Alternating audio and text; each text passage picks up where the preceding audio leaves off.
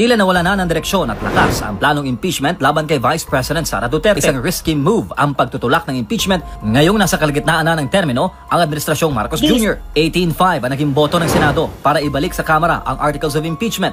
Numero na ayon kay Attorney Cruz Angeles ay maaaring silipin bilang indikasyon ng posibleng botohan sa Senado sakaling ituloy ang paglilitis. Kamakailan lang ay sinuwalat ni Cebu 5th District Representative Duke Frasco ang pagkadismaya ng maraming kongresista sa Visayas at Mindanao sa pamumuno ni Speaker Martin Romualdez. Si Romualdez ang kasalukuyang lider ng Kamara kung saan unang inihain ang impeachment laban kay VP Sara.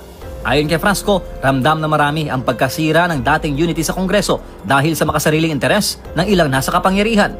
Bukod kay Frasco, inamin din ni Navotas Representative Toby Tiangco na wala naman talagang totoong clamor sa Kamara para sa impeachment. Maraming kongresista umano ang napilitang pumirma para lamang hindi mapigil ang paglalabas ng kanilang mga pondo. Hindi rin lumagda si Frasco sa Manifesto of Support para muling italaga si Romualdez bilang Speaker ng 20th Congress. Samantalang si Tiangco ay babalik din sa Kongreso. Ngayon, makikita ninyo kung gaano kagaling si Cayetano. Bakit? Kung pinagbotohan yung motion ni Bato na i-dismiss yung impeachment, malamang matatalo siya. Kasi nga, kahit tama naman yung argumento ni Villanueva na hindi pwede, wala yan sa ating parang rules o batas. We cannot dismiss an impeachment complaint. The only thing that we can do is pumasok muna tayo doon, gawin nating court na kagad, kung mag-convene, yung tinatawag nilang convene, tanggapin natin yung impeachment, tapos agad sabihin natin na hindi guilty si VP Sara Duterte. Kaya lang, ang pangit naman tignan nun. Halatang kumampi ang Senado nun. Tama, mali. Ganun ang dating eh. So, maraming sabi, wag naman natin i-dismiss. Kasi pag dinismiss natin yan, parang tayo mismo hindi sumunod sa rules. At isa pa, sa bibig na mismo ng presiding officer na si Chis Escudero, ayaw din niya ng dismissal. So, alam ni Cayetano, nakita niya, nabasa niya kaagad bilang abogado. Sandali. Medyo alanganin ito. Alanganin ito yung technique na i-dismiss kagad. Kaya, compromise tayo. Huwag nating i-dismiss. Sabi niya kay Bato, di ba?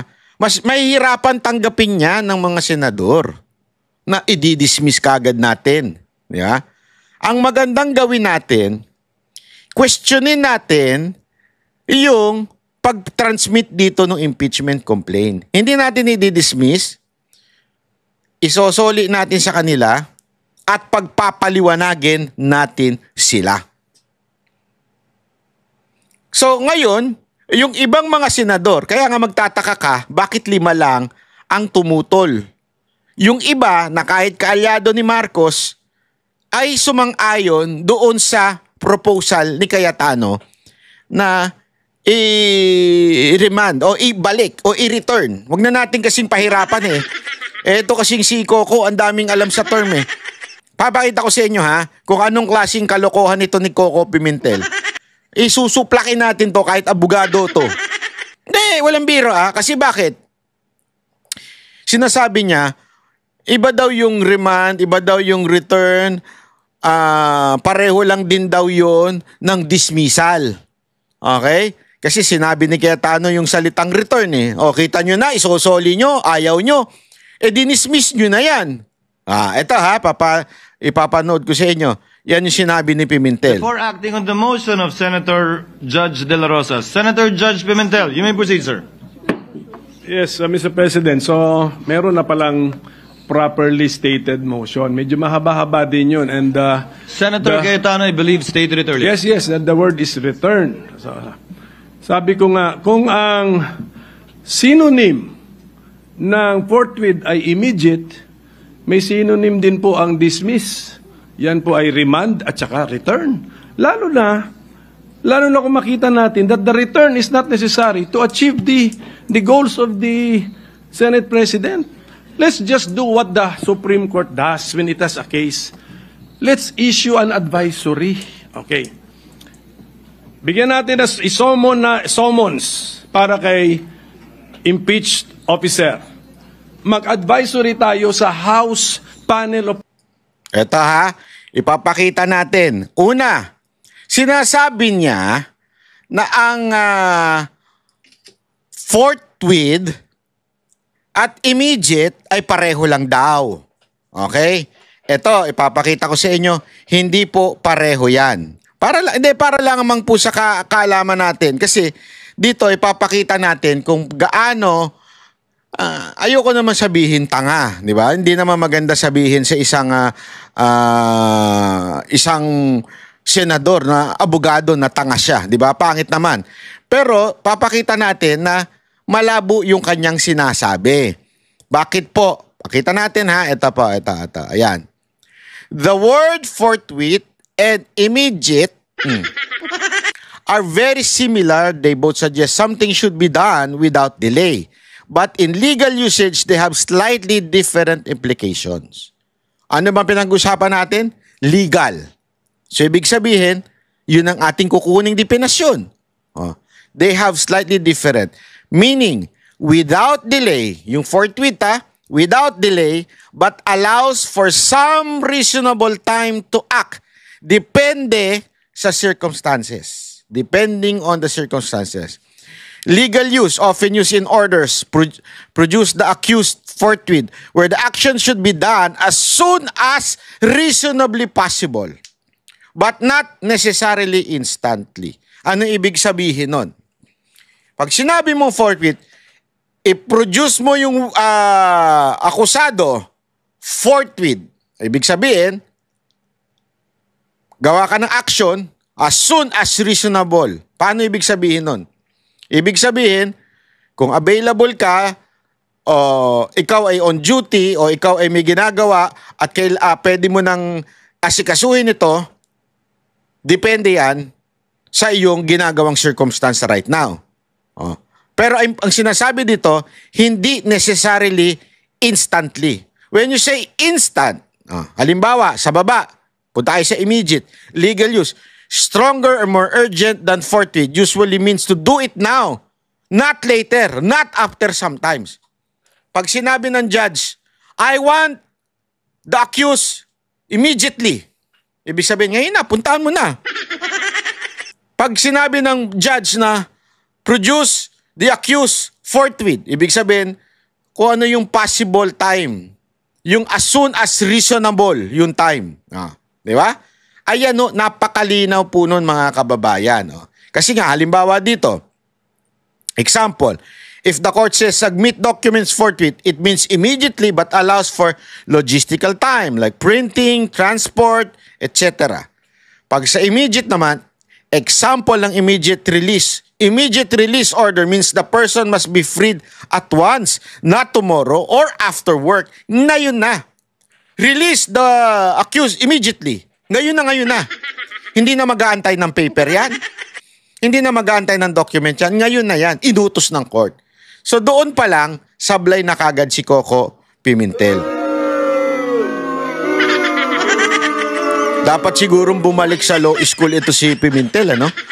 Hindi, kasi maraming ganyan maraming ganyan na mga pinklawa na, ano ba ang pinagkaiba noon? Di ba sinabi, kailangan dinggin na kagad sa hearing, forthwith? Tablado yung mga nagsabi ng forthwith. Kasi mismo nga nagsulat ng salitang forthwith sa konstitusyon, yung abogado, ay naiintindihan niya, yung justice yun At sinabi niya nga doon, di ba, on reasonable time. Without delay. Pero kailangan, doon sa reasonable time. Pwedeng hindi pala without delay. With delay, as long as that delay is valid. Di ba? Ngayon, eto na naman siya. Ano sabi niya dito? Pakinggan niyo uli sabi niya dito Ay remand at saka return. Lalo na kung makita natin that the return is not motion. Medyo mahaba-haba din yun. And, Senator Cayetano, I believe, stated it earlier. Yes, and the word is return. So, sabi ko nga, kung ang synonym ng forthwith ay immediate, may synonym din po ang dismiss. yan po ay remand at saka return.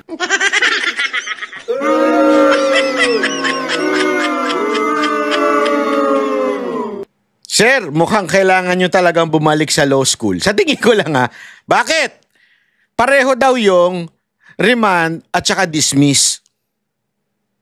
Pakita natin. Anak ng wete, Ito in Philippine legal procedure, remand to the fiscal and dismiss have very, very different meaning. Alam ko ito kasi may kaso ako na hinaharap ngayon. Pag sinabi mong remand to the fiscal, ibalik. Kasi tandaan niyo ang parang tumayong fiscal dito ay yung Kamara. Sila yung nagsabi na may somehow probable cause yung impeachment kaya inimpeach nila si VP Sara Duterte. Okay? So ibig sabihin, sa kanila ipinasa at sinabi nila, oo nga, eto nga, dapat impeach si VP Sara Duterte. So pinasa nila ngayon sa court, which is the Senate. Ano ibig sabihin nito? Sa legal term, this means the court is sending the case back to the office of the prosecutor. So sa lengguwahe ng impeachment, the Senate is sending the impeachment complaint saan? Sa House of Representatives for further investigation. It does not mean the case is over. Purpose usually done when the judge, in this particular case, the Senate, finds the case needs more evidence or clarification. O di ba ano bang hinihingi ng mga senador? Clarification. Saan? Doon sa di umanong hindi nila pagsunod ng due process. Before proceeding. Nagigets nyo? So, isosole para i-clarify nila yung issue bakit sila tumalon sa pang-apat na impeachment. Next step, the fiscal may reinvestigate and possibly refile the case if they find merit. Status, the case is temporarily held or withdrawn from court, not permanently dismissed. So, ibig sabihin, malayo. Gago! Mr. Kiko Pangilinan. Ay, Coco pala. Kiko ka ng Kiko. Coco Pangilinan. Ay, Coco Pimentel. Ang gulo nyo kasi, pareho na kayo ng utak eh. Ano daw ba ang ibig sabihin ng dismiss? This means the case is formally terminated by the court. Either with prejudice, cannot be refiled. Without prejudice, can be refiled. Reason, lack of evidence, procedural defect, violation of the rights of the accused. Status, the case is closed, at least for now. Ang linaw po nun, Mr. Coco Pimentel. Sa absent po kayo nung tinuro yan? Ang layo ng ibig sabihin ng remand sa dismiss. Ang dismiss, wala na. Sarado na. Pwede kang umapil. Saan? Sa Court of Appeals. Pero doon, sarado na doon sa korte na yun, sa RTC. Parang hindi ka abogado. Hindi kasi ako, alam nyo kung bakit ko to kabisado, kahit pa paano. Kasi nga may hinaharap ako eh. Hindi ko na lang sasabihin kung anong particular case. May mga case akong na-dismiss na. Hindi na sabi ng court, walang kwenta to. Meron akong kasong ganun. Kayon, anong ibig sabihin nun? Hindi na ako pwedeng sampahan with the same case. Okay? Ibang case, maghanap sila.